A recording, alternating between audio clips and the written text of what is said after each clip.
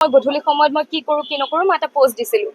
তাৰপিছত পোষ্টত মই অসম আৰক্ষী বিষয়া সকলোৰে হিমন্ত বিশ্ব ডাঙৰীয়া, তাৰপিছত পাৰ্থ সাৰথী ছাৰ সকলোৰে নাম মেনশ্যন কৰিছিলোঁ আৰু মেনশ্যন কৰি মই সহায় খুজিছিলোঁ। তেতিয়াও মই অসম আৰক্ষী বিষয়াসকলে হেল্প কৰিব বুলিয়ে মানে আশা এটা প্ৰকাশ কৰিছিলোঁ যাতে মোৰ স্কুটিখন বিচাৰি দিয়ে সোনকালে।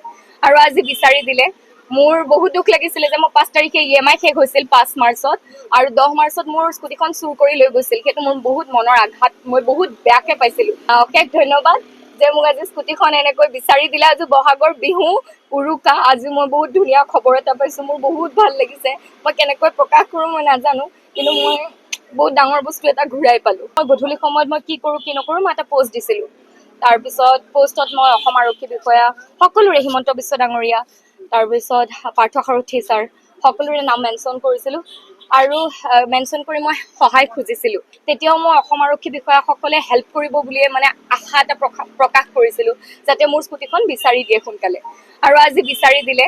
মোৰ বহুত দুখ লাগিছিলে যে মই 5 তাৰিখে EMI শেষ হৈছিল 5 মাৰ্চত আৰু 10 মাৰ্চত মোৰ স্কুটিখন চুৰ কৰি লৈ গৈছিল। সেইটো মোৰ বহুত মনৰ আঘাত, মই বহুত বেয়াকে পাইছিলোঁ। অশেষ ধন্যবাদ যে মোক আজি স্কুটিখন এনেকৈ বিচাৰি দিলে। আজি বহাগৰ বিহু উৰুকা, আজি মই বহুত ধুনীয়া খবৰ এটা পাইছোঁ, মোৰ বহুত ভাল লাগিছে।